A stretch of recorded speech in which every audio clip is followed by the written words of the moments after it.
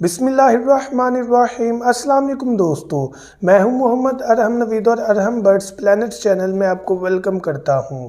तो फिर आज की वीडियो इम्पॉर्टेंट इशू के बारे में कि हमारे जो बर्ड्स हैं उनकी बीक, उनकी जो चूंच है उसका साइज़ बढ़ जाता है, जिसकी वजह से बर्ड से दाना खाना जो है वो मुश्किल हो जाता है। तो आज इसी मसले का हल इस वीडियो में देखेंगे। अपना टॉपिक स्टार्ट करते हैं। अगर आपने अभी तक हमारा चैनल सब्सक्राइब नहीं किया तो अभी सब्सक्राइब करें और बेल आइकॉन को क्लिक करके हमारी लेटेस्ट वीडियोस के बारे में अपडेट जानें। सब्सक्राइब कीजिए और हम आपको लिए चलेंगे आपकी फेवरेट वीडियो की तरफ। तो व्यूअर्स, अपना टॉपिक स्टार्ट करने से पहले आपसे मेरा एक क्वेश्चन है कि क्या आज आपने सूरह इखलास और दुरूद इब्राहिम पढ़ा? अगर नहीं पढ़ा तो काइंडली पढ़ लीजिएगा। तो टॉपिक हमारा कि हमारा जो बर्ड है ऑस्ट्रेलियन पैरेट या कोई भी, उसकी जो चूंच बीक है उसका साइज़ बढ़ जाता है। पिक्चर आपको साथ शो करवा रहा हूँ।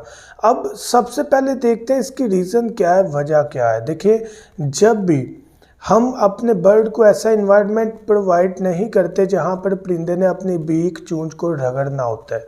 जब परिंदा कैल्शियम ब्लॉक में अपनी चूंच को रगड़ता है तो वो साथ तो कैल्शियम ले रहा होता है और उसके साथ साथ उसकी जो बीक है, जो चूंच है, वो भी रगड़ से तराशी जाती है। उसका जो एक्स्ट्रा साइज़ है वो क्लियर होता चला जाता है।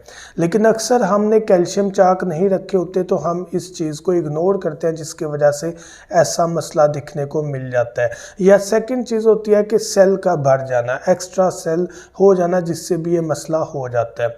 तो इस मसले के ट्रीटमेंट में आने से पहले आपको बता दूं कि जिस तरह हमारी बॉडी पर ये नेल, ये नाखून है, इसी तरह बर्ड की चूंच है। कुछ हद तक काटे जाए तो पेन नहीं होती, लेकिन उससे आगे काटा जाए जहाँ पर जो स्किन है वो टच है नेल के साथ, वहाँ पर पेन महसूस होता है। इसी तरह ऑस्ट्रेलियन पैरेट या कोई भी बर्ड जिसकी चूंच बढ़ गई है, जिसका साइज़ चूंच का बढ़ गया है, उसको हमें कट करना होता है। अगर हम कट नहीं करेंगे, उसकी कटिंग नहीं करेंगे, तो क्या होगा, बर्ड से दाना नहीं खाया जाएगा और वो मर सकता है भूख की वजह से। तो करना क्या है, जिस तरह हम अपने नेल कट करते हैं इसी तरह उस बर्ड की चूंच को कट करना है। लेकिन बहुत एहतियात से, ऐसा नहीं करना कि हम ज़्यादा चूंच जो है उसकी कट कर दे, जिससे बर्ड तकलीफ़ में आ जाए, मर भी सकता है या कोई और भी मसला क्रिएट हो सकता है। तो क्या तरीक़ेकार है, जब आपने जो है जब आपने सीज़र के साथ या नेल कटर के साथ जो चूंच है उसको काट रहा होना है, तो आपने ये चीज़ ज़हन में रखनी है कि बर्ड पेन कहाँ पर महसूस नहीं कर रहा। जिस हद तक परिंदे को दर्द महसूस नहीं होती वहाँ तक आपने चूंच काट लेनी है। मिसाल आपको नाखून की, नेल की इसलिए दिया कि हम अपने नेल भी वहाँ तक कट करते हैं जहाँ तक हमें पेन महसूस नहीं होती। इसी तरह परिंदे की चूंच को अगर उसका साइज़ बड़ा है तो वहाँ तक कट करनी है जहाँ तक उसको पेन महसूस ना हो। अब बिल्कुल सीधी रखकर कट नहीं करनी, ट्राई करनी है कि उसकी आप नोक ही बनाएं ताकि परिंदा फिर उसी इन्वायरमेंट में आ जाए जहाँ पर वो पहले था।